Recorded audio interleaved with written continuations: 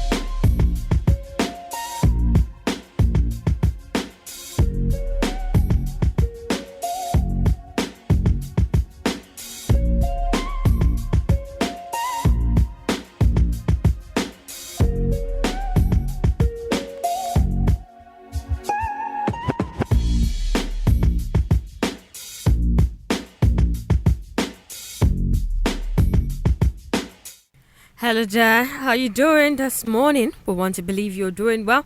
It's still Laura Ikechuku, and right about now would bring you Office of the Citizen. Still your sweet down sweet 107.1 FM, and we're transmitting live from the city of Abeokuta. Good morning to analyst in the house.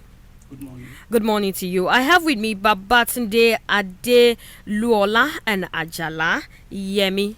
Correct, right?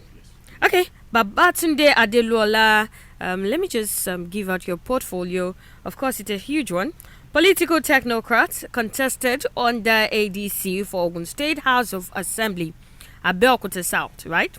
Of course, I told you ADC, but now recently declared for APC. Correct? You're correct. All right, you're welcome, Babatunde Adeluola, and of course, Ajala, Yemi. You're both welcome. It's Office of the Citizen, beautiful people. Tune in, be part of this interesting program today because we'll be talking about party politics in Nigeria. Party politics in Nigeria, ideology versus, position or ambition, as you would say. When we talk about ambition, I said position because it is your position, it is your personal ambition, your personal thing. So we'll be looking at all of this issues today. So don't go nowhere. I will out the phone lines. You can be part of our discussion. But before then, let's go on this short break.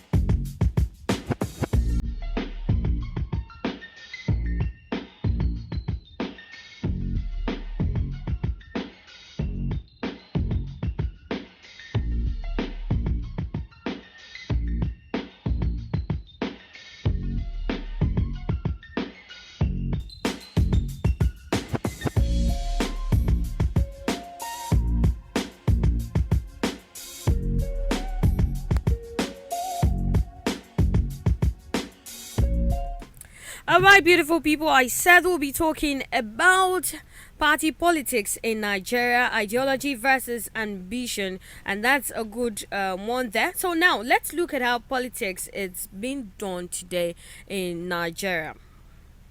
There's this notion that people have thrown caution to the wind and going by taking laws into their hands, and also politics in Nigeria, it has now turned violence. So how would you describe politics? How would you characterize it so far in Nigeria? Well, unfortunately, a president once said that politics is do or die, that an election was do or die, and that may not have been the one that spurred everybody to become very violent, but it at least gave a definition to what the man, saw about the desperation of a lot of Nigerian politicians, the political class as a whole, to do whatever is necessary, including killing the people they claim they want to govern.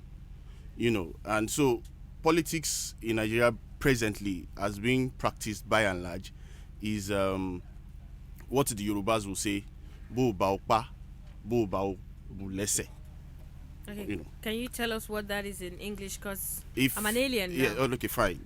If you can't, meet up with the person, kill him. If you can't meet up with the person, if you can't even kill him, injure him to the point where he cannot move again.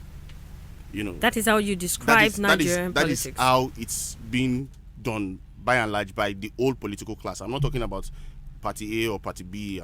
All of them are just, Okay. What's your opinion, Babatunde?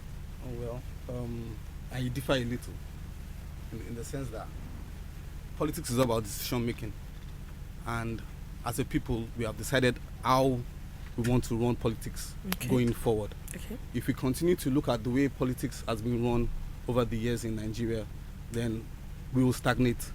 We will not be able to move out of the situation we find ourselves.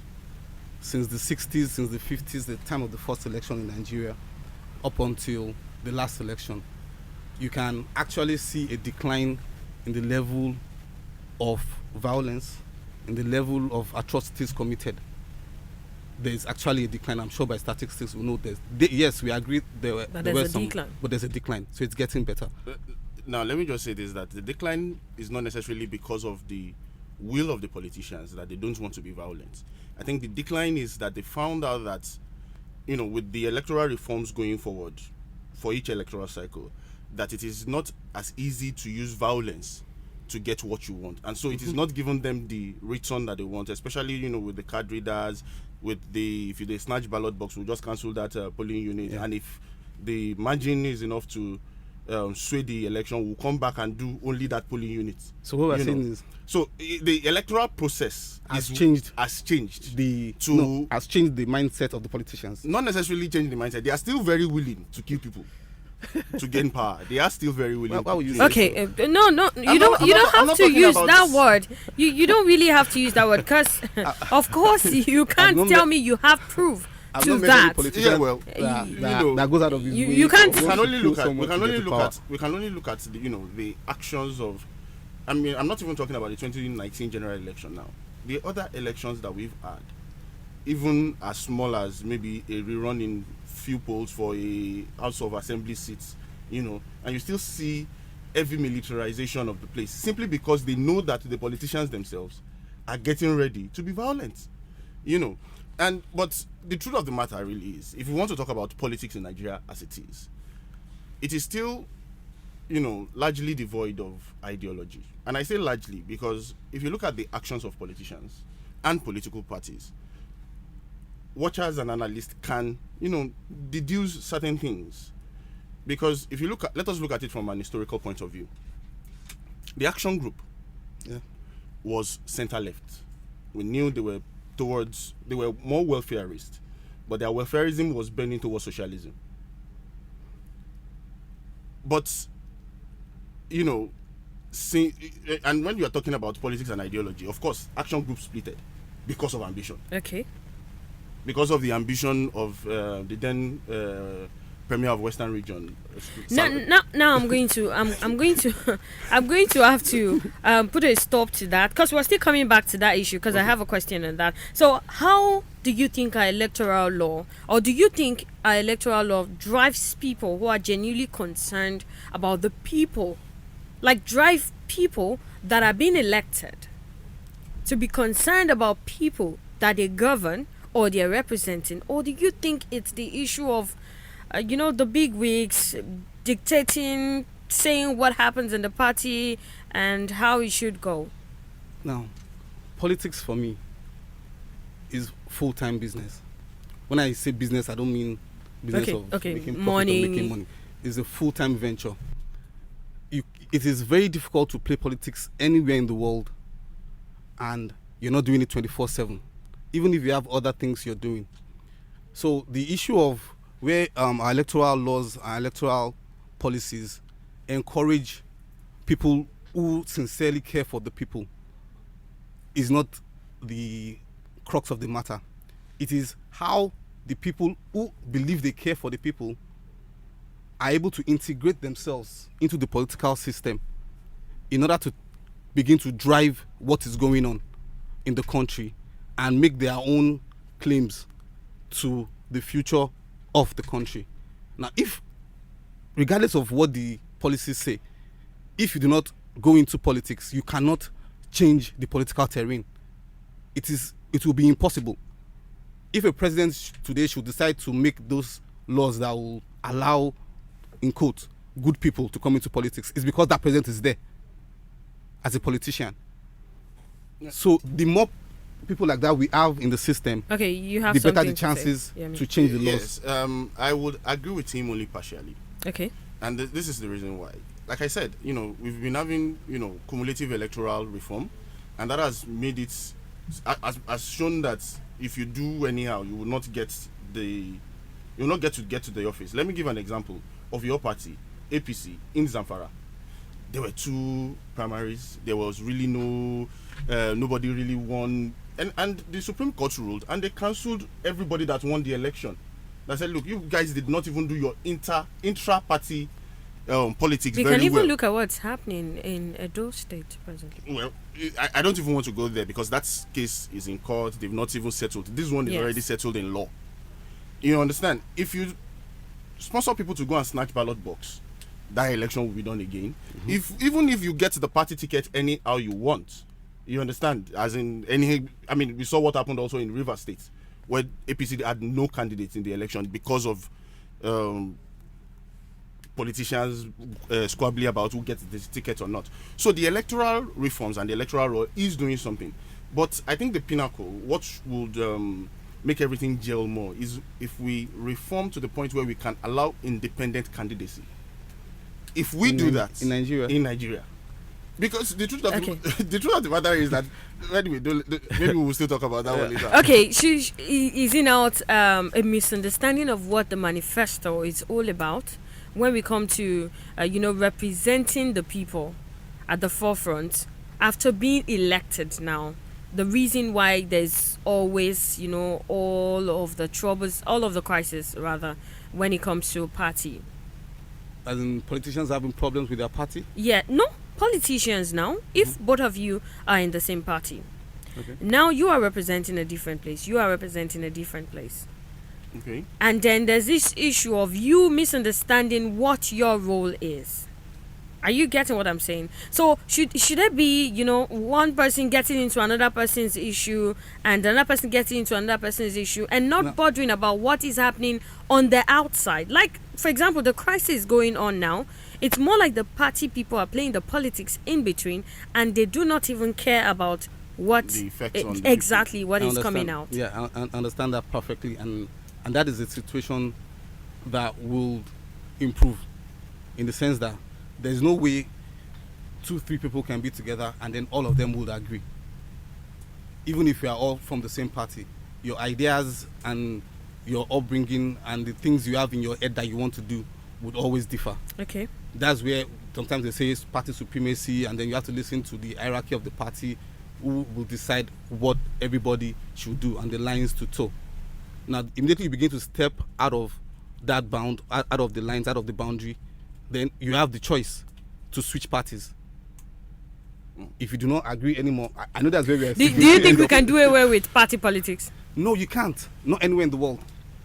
Initially, you see, because I'm looking at a scenario where I've said it before. That is what drives. I've actually said it before on air. That is what drives the nation, or what? Party politics is what drives. Yeah, it's what drives the polity any place. Okay. Because how about if the party politics is not strong enough, if the party politics is not strong enough, then the party will not be able to actually sell its policies to the people. Let me just say this.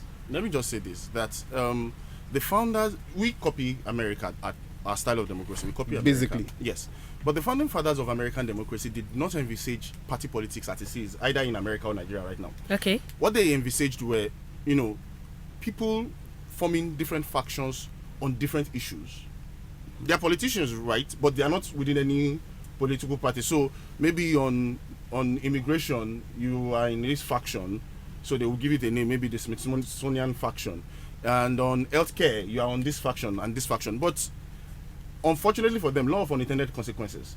We now have evolved to the parts where we now have Republicans, Democrats, APC, PDP, and now the issue is, how do we form a party manifesto that would encompass all the ambition of all the members of the party, and this has to be backed by ideology. That is the challenge, because if we come to Nigeria and if you look at what our forefathers did, Adeluola had an ideology. I mean, he wrote books on the ideology, Voice of Reason and all that. So the ideology is down, and he had his own core people. But even amongst them, ambition trumped ideology eventually. When Ladoke Akintola went to form an NDP. So that is always the challenge for any political party. Okay, you just talked about the fact that ambition topped ideology. Yes. A situation presently in Nigeria. Some people are saying that, the big wigs in politics are now putting their own ambition, in front to become the party's ideology. How would you describe that? Ambition drives ideology. Okay. I'm talking about the fact that someone... I'm telling you, ambition drives ideology. Okay, fine. From your own end. I think I agree with you. From your own end, how about making one person's personal? Because the argument was that someone having to act that he or she is bigger than the party. Do you understand? Mm-hmm. That he or she is bigger than the party, and then that person's idea becomes the idea of the party. Or that person's ambition becomes what drives that party. As a personal person. It happens everywhere in the world. There are personalities, there are people that are actually that are in position to create history, to drive society. One statement from one person, one idea from one person, one Machiavelli somewhere can change things. Will change things for how far has he helped hundreds so far? Of years. Sorry, let me just say that I don't think it's a political thing. I think in every organization, really, you'll have people that have, those ideas, and they put in so much resource, so much resource in building whatever that organization is, and of course, at a point in time, you will outlive your usefulness in terms of the resource committed. But then the question is, does the organization now owe you so much loyalty that it will go down with you if you are going down? You understand? And so, for instance, to now put it into the political situation, that is the reason why you need an ideology, because the ideology is like the shining light, the guiding principle, the Bible for the party. Yemi? Yes. Yemi, let's bring this home. Hold on a second. Sorry to cut you short. Yes. Let's bring this home. When you say ideology in Nigerian politics, how do you define ideology? Well, that is the issue, because the truth of the matter is this: what is ideology? Let us even start from there. Yeah, what is ideology? A system of a collection of beliefs and ideas that drive political and social. Yes, that belief ideas that you said rightly comes from ambition. That's why I agreed with you. If, for instance, I have an idea, I have an ambition to be the first to first nation to put humans on Jupiter or one of the moons of Jupiter, for instance. Now that is ambition. That ambition will drive my ideology in forming a political party, and then I can now get like minds to come in. But you see, if I do not define that ideology very well, and we hold it as a Bible, one day we'll start fighting somebody for mass. Do you understand what I'm trying to say? I understand what you're trying to say. The ideology would make sure that the party is not a one-man or a two-man or a 10-man show. Unless that is enshrined in the ideology. I am talking about when one's ideology becomes a one-man show that everybody would have to drive towards. Which is what I'm saying. Like, for a transgenerational leader, for a transgenerational political leader, your ideology will not end with you. You know. What if it leads to the wrong path? Then you press the reset button. The nation not you. The nation has to press the reset button. Okay, I think exactly. It has happened I over and over for think different this nations. is still part of what brings about crisis in our political parties. Because some people would say, no, we're not going that way. We want to drive this way. We want to do it this way. Ideally, if they're ideally, if you as a party have not defined your ideology in such a way that it resonates with most people, your party will lose the election. And then you go back to the drawing board. Nigeria? I'm talking about Nigeria. I said ideally. Ideally, you will be rejected at the polls. You will be rejected at the polls. You understand? That is the ideal situation. In Nigeria, we don't have that. Why don't we have that? That is the real question. Because our democracy is nascent. I don't want to use that cliche. Yes. Our democracy is so dynamic. Okay, it's so different. I think that's the word. It's not that it's young. Yes. It's so different. It's very, very, very different.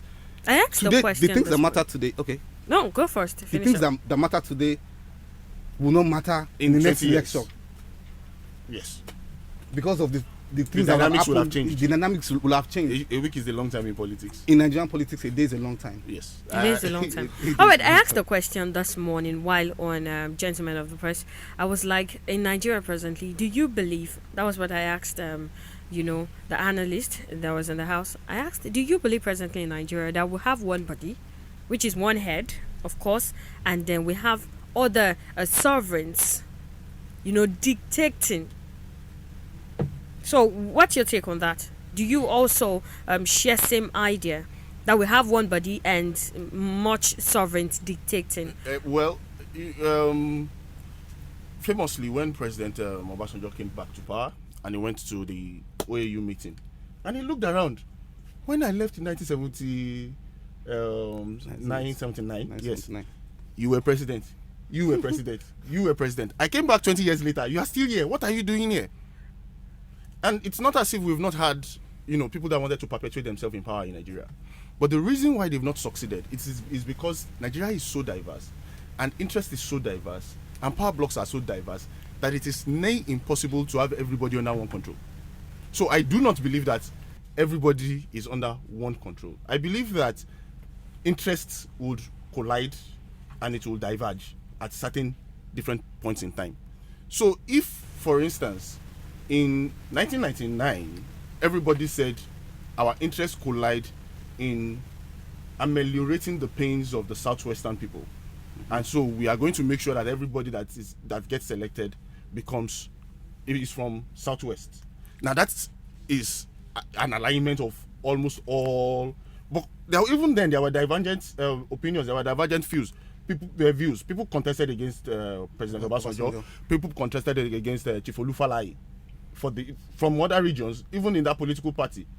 But politics is aligning the interest of most people to move the community or the people like or the nation forward. Like I said earlier, bringing it to Nigeria and then actually hitting on the head.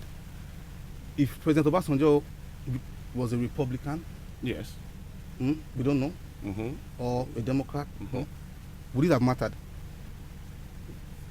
What I'm saying, or would it have mattered at that point in time? No, which is the foundation of this present Fourth Republic, which is the reason why we don't have For example, ideological based parties. Okay.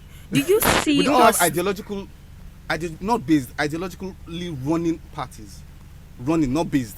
Okay. For example, if you The take Labour Party is an ideology party. if you take the APC, for example, by name, All Progressives Congress, Yes. and you take the PDP, People's People's Democratic. Democratic Party, ideologically by name, they are the same. Their ideologies should be the same. Yes. They are both progressives. They are both liberals. Yes. But then, if you move from PDP to APC in Nigeria, people will be like, "You are defecting." I don't even like using that word. Or you are decamping. We are going to talk about that because that is the Because word defecting. They'll say you are defecting because you don't have ideology, whereas you are moving from a liberal party progressive to another progressive party. Let's not play with words. Let's not play with words. Okay, I have this question. How do we ensure young people take over party structures other than leaving the party? Other than leaving the party. Yes. Other than leaving, it depends on the party you are in. Ab initio. Wait, calm down. It depends on the party you're in. I was talking to an elderly politician 2 days ago, and he said in Nigeria you need 3 things. Basically, I think we all know that. We're just driving home to me again. You need 3 things to win an election or to compete in an election. If you're a candidate, to compete To favorably, be at least a strong candidate. yeah, you need 3 things. He said you need the right party, you need the right structure. It could be the right party and not the right structure in your environment. Okay. And then you need money. Those 3 things. Now, if you're a young politician and you don't have those 3 Things. items interplaying, you could, for now in Nigeria, just be wasting your time. Okay, is there a So, possibility? sorry, let me just say this. Okay. That I actually don't believe in this idea that young people have to take over. Okay. And the reason why is because if you look at Nigeria's history, the young people that took over are probably the reason why we are here right now. When General Gowon became the head of state, he was not yet married. He was 29 years old, if I'm correct. It was. At 34, I think 33. General Obasanjo was one of the oldest amongst those people that became head of state. Head of And, state. you know, we fought a nasty bitter war in this country because we had 2 young People. at the head. You know, competence is not a question of age.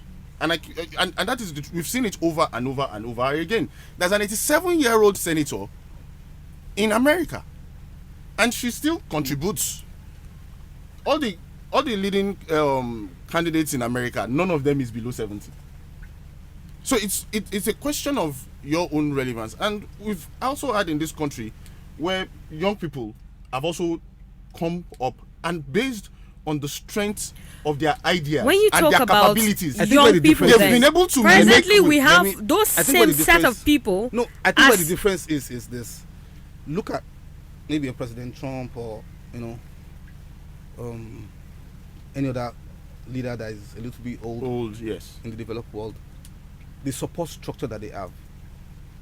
I agree with you. That's where the difference is. The support structure that they have.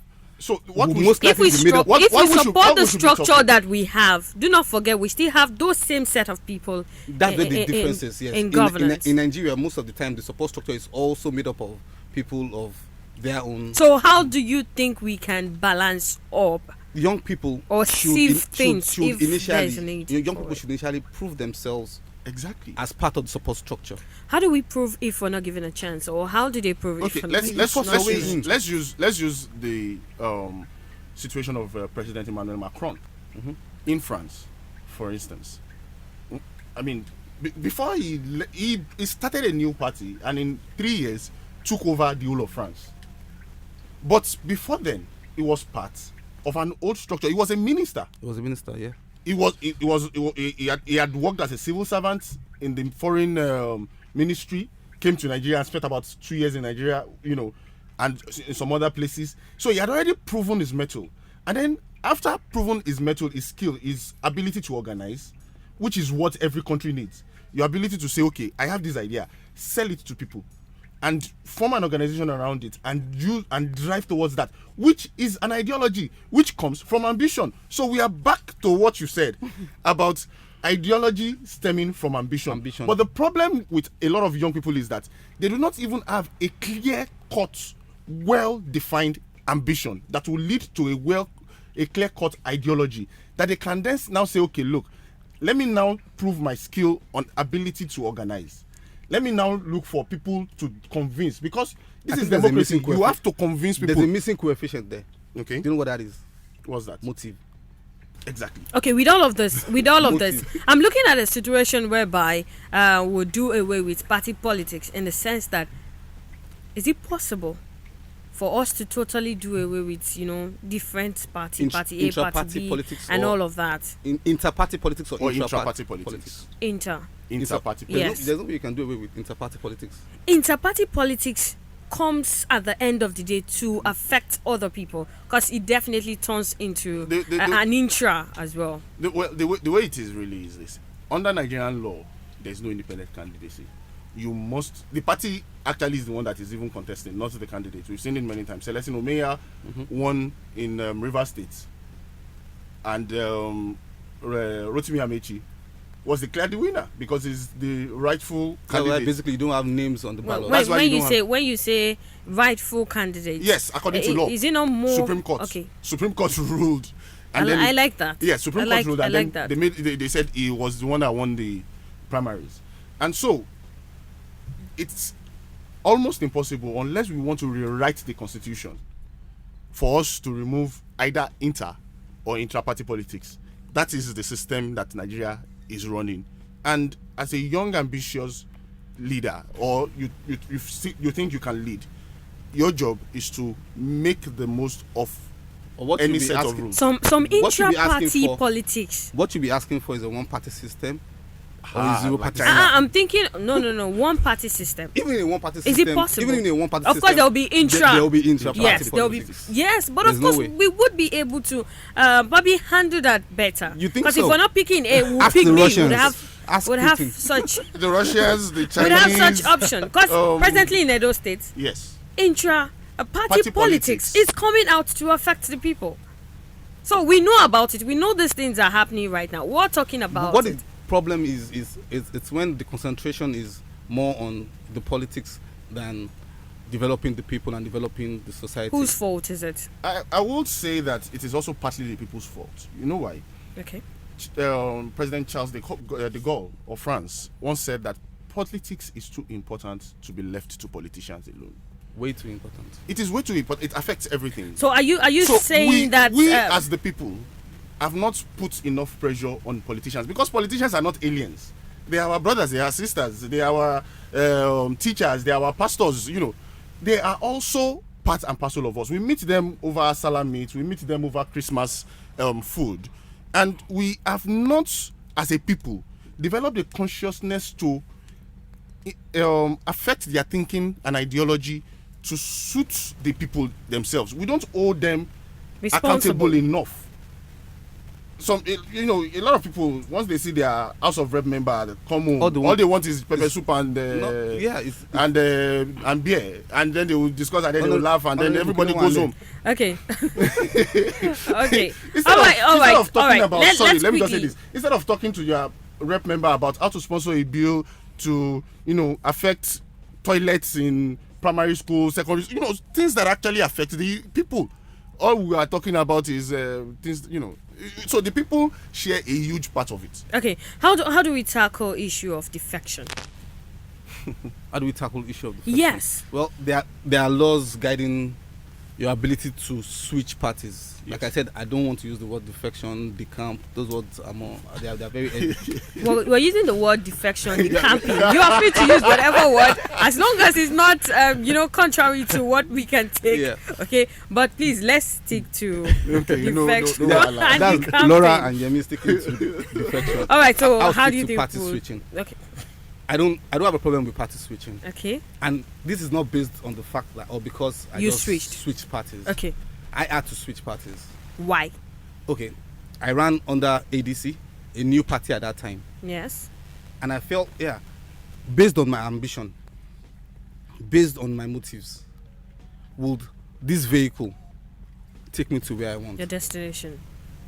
And the answer for me at this point is no. At that point? At this point. No, at that point, what were you thinking? Initially. Yes, initially. We started from there now. Mm-hmm. like I said, now you're going to. Somebody was asking me this morning. Said, "Can I get a bus to Ekiti from Abeokuta?" I said, "As far as I know, you'll have to forget to Ibadan, from Ibadan, and take another one, probably going to Ekiti." In my case, that's what happened. Okay, I was just coming into politics fully, and I was like, okay, I checked all the parties, all the big parties that were available. At that time, it was 2018. The barrier of entry was already set. There was no way I could break in. And this was a new party, started off from CNM, that's Coalition for Nigerian Movement, and then evolved into ADC. It was at that point I felt, okay, there's a chance here. I can still try to get what I want. It's new, so everything there, it's new. And I did. I got the candidacy and I ran. I lost.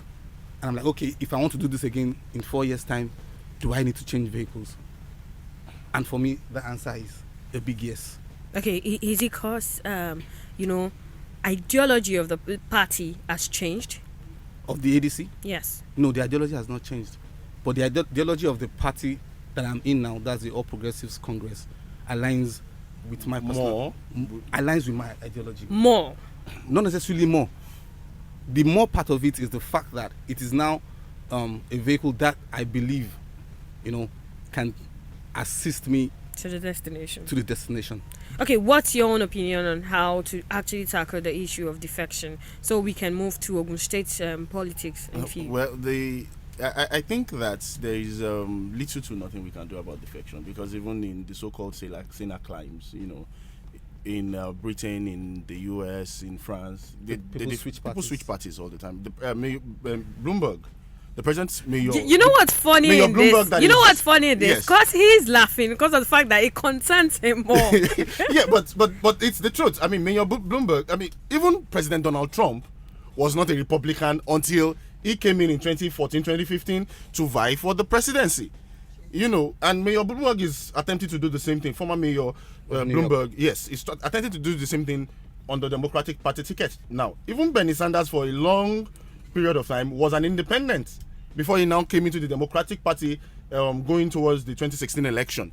And so there's really nothing, because the truth of the matter is that the ideology of each human also evolve. Mm-hmm. You understand? So, and politicians are humans too. So because of new information, or because of and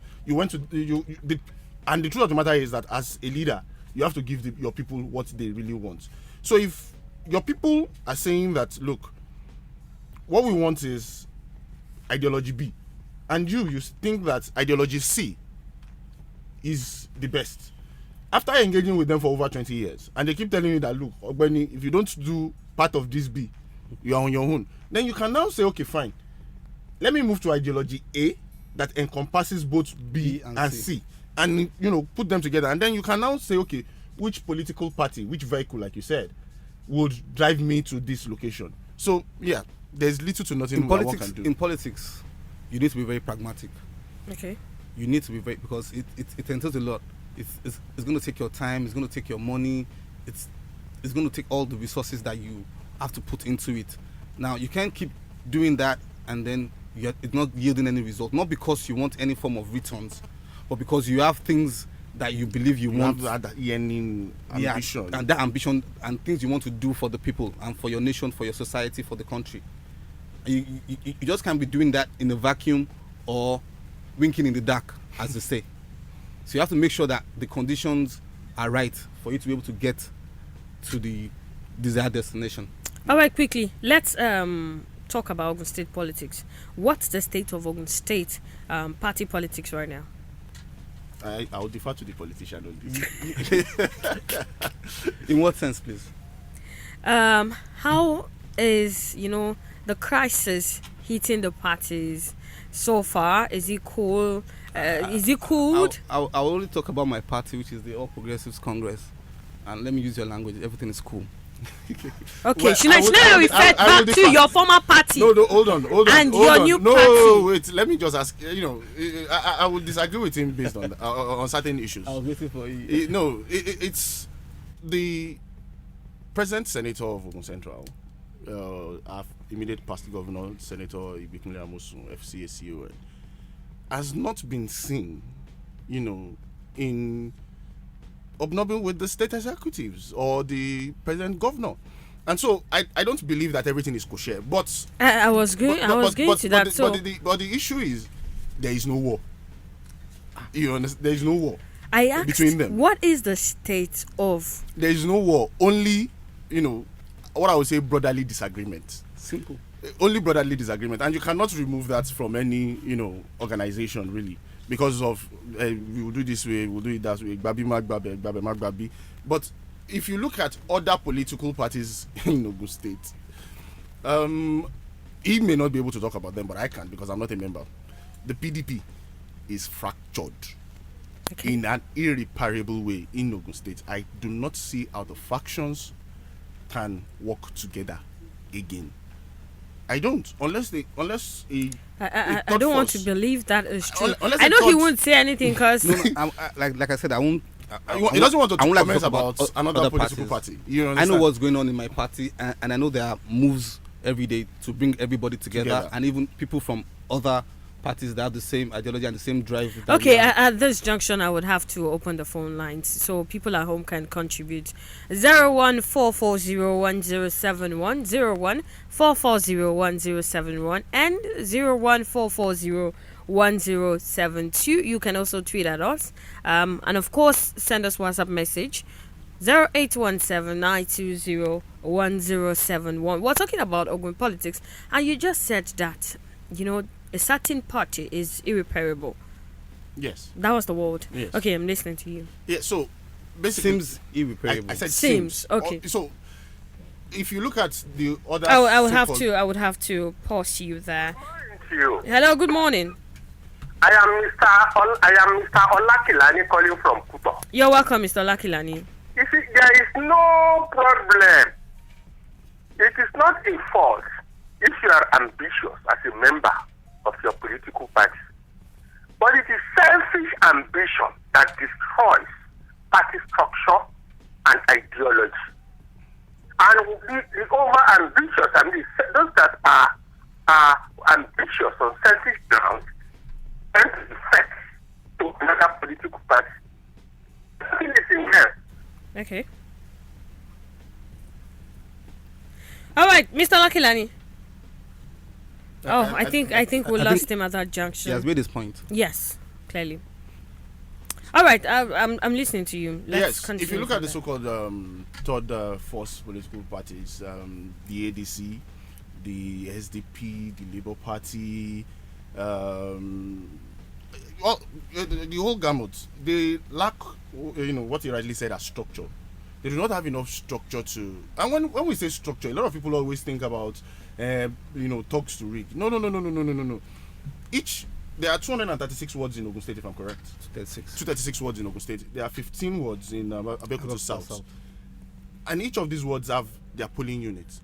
Each party they have should zones, yes, polling yes. units. Each party should have at least 2 or 3 people in each polling unit. They vote there, but they also believe in the party. You understand? And they are the ones that are known to belong to those parties at those polling units. They are the ones that will wake up at 8 o'clock on election day to go and wake up the people that they've convinced that, all this talk that we've been talking since the last 1 year, today is the day, please come out and vote for our party. That is what they call structure. How many of these so-called third force parties can marshal people in the 236 wards of Ogun State? You understand? So they are at best mushrooms. So that's why everybody seems to be talking about the 2 big parties, the APC and the PDP. The APC says they have something called brotherly disagreement. The PDP is deeply, deeply fractured in Ogun State. So the question then is, who constitutes who gives the constructive criticism to the government of the state in Ogun State? Let's go with this. Hello. Mr. Olakilani is calling back again. Okay, Mr. Olakilani. Disrupted. It's the network. We're sorry about that. Okay. Mr. Olakilani, the line is still not clear. I'm sorry. Maybe you have to send us a WhatsApp message. Are you with me now? Okay, better. Reduce the reward attached to each political office. By that, you will reduce defections, you will reduce selfish ambitions, and so on. The problem we have now is that when a politician is bad in his political party, that will not deter people from voting for him. Because, especially where money change hands. And so, that is the problem with us, money politics. We cannot avoid money entirely, but where it is so much, we discover that we cannot move our democracy forward. Because most of our politicians are not ready to move our democracy forward. Rather, they are interested in what will be their gains. Most of these political offices will be made part-time. By then, you reduce all these negative experience, negative aspects in our political party. Thank you very much. All right, thank you, Olakilani, Mr. Olakilani. Now I have this question to ask you. Who will play the opposition party in Ogun State? In Ogun State? Yes. Well, we still have about 3 years to go to the next elections. So presently now, because looking at what happened as of yesterday, reports got to us that PDP was cheering a protest, that has to do with the Okada ban. Okay. So PDP in Ogun State? No, in Lagos State. Okay. Lagos State, I beg your pardon. So that kind of issue, we're used to knowing that when something is happening in this party, the opposition will come up to probably attack them, tackle them or something. But in Ogun State, if such, issues arise here, who calls them to order or who tackles them? Or who gives an opposing... opinion. Opinion, For the sake of it, or for the sake of growth and development? For the sake of growth and development, yes, let me put it that way. Don't let me say for the sake of it. Those two things that you just said are not mutually exclusive. They are not. Of course. They are not. They are not mutually exclusive. Now, if you're saying opposition politics, or you're looking for someone to always oppose what the government of the day is doing just for the sake of it, or for the sake of elections, they are two different things. We're not talking about sake of election I know. sake of it. For progress. Now, for progress, when it comes to Ogun State politics, the way it is right now, because the other major party, like you said, the other major party is highly fragmented right now. I believe that job, that responsibility falls on the people and social analysts and other political observers, pressure groups that can actually put the government to check and tell the government, okay, you're doing this wrong, you're doing this not too right, let's see if we can do it this way to make it work. Because sometimes, yes, the opposition party could be too busy with their inter-party politics to attend to such issues. And I'm sure the government of this day, the APC government, the governor that I know, would always listen to such voices of reason. Okay, Yemi. I would agree with him, by and large, because I said it earlier, the people have to be the ones to put all political parties, not even just the ruling one, on their toes. And, like you said, this government seems to be, quite receptive. We had the issue about the cabinet, the constitution of the cabinet, and it was civil organizations that were actually the one that protested, and the governor gave them audience and he explained, And you don't see this fractions coming together to cause internal crisis? In the APC? Yes. Well, like we said, a week is a long time in politics. They may come back together, and they may become dissolve as well. They and become chummy, there will always be power blocks in any political setup. You can't do away with that. Because if you don't have power blocks, how do you get the best candidates and the best people to run? People have to first of all run against each other, within the party. And I must also say this, that part of this issue is the lack of party supremacy, like you said, and part of lack of party discipline. This is what I mean. Boris Johnson, when he became the leader of the of his party in UK, he actually expelled some MPs, some member of the parliament. He expelled them from his party. That look, the ideology of this party, these people have it's not aligned with they what? violated this so much. We will expel them, and then at the next poll, let them test their own popularity at the polls. Let them test whether we did the right thing. or they did the right thing. They went and joined other political parties. They formed other political parties and they lost. Okay. And he won. He won the majority. Okay, quickly before we leave the studio, before I quickly take the tweet from our Twitter handle, I want to ask those with political ambitions from the other party that had to defect to the other one, would they lay to rest? No. What do you think would happen? No, not usually. If your ambition, if you're true to your ambition, you need to still pursue it. What happened to other people too with ambitions? That's what I'm saying. There will always be power blocks. There will always there will always be diverse. And you don't think ambitions. all of this will cause crisis at the end of the day? No, that's what makes politics. The parties stronger. That is politics. Every politician wakes up in the morning, looks in the mirror, and sees his or herself as the president or the prime minister. That is like the basic for being a politician. That's what makes the party stronger. The politics is now you convincing people on why you should be. You should be the candidate. You should be able to convince another person to drop or to stem down their ambition if they see that your ambitions align and it is not selfish, like Olakilani said. If it is not a selfish ambition, if I want to provide, let's say, electricity for my community and I have maybe a 10,000 naira to campaign and another person says, look, I can get that community, that electricity, and I have a budget of 1 million naira. Of course, I will take my 10,000 naira and add it to his own so that he can go and do it. All right, thank you so much. Let me quickly take a tweet this morning. Someone, swimming influencer. The speakers are right. PDP in Ogun is deeply fractured with no political party making sure the current administration sits tight in office. Another one, Dolani Roberts. Indiscipline is the main challenge of managing political parties in Nigeria. A political party needs a thorough leadership to survive. Falsity of funds is also another challenge because it makes it easier for political parties being hijacked by money bags individual. There is need for political party in Nigeria to learn how to promote understanding and compliance of parties with campaign finance rules and regulation as well as the necessary skills for effective management of parties' activity. This will help to enriching the capacity of political parties. Dolani Roberts again. And then, of course, Dolani Roberts kept tweeting, but of course we can't take all of this tweet this morning. So thank you so much for those that contacted us via Twitter, and of course for those that called in. Mr. Lakilani, thank you for your call.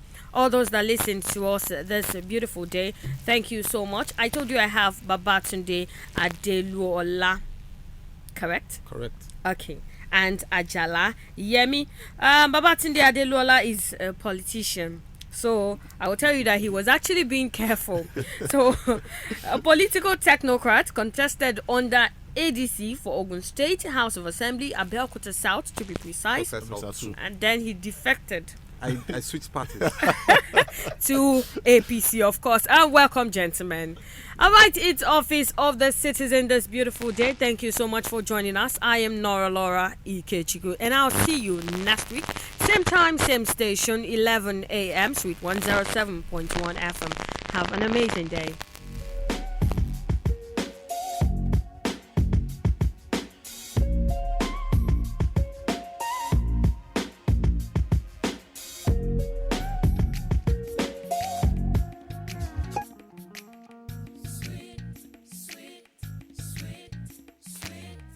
Everywhere that you are, you find something sweet.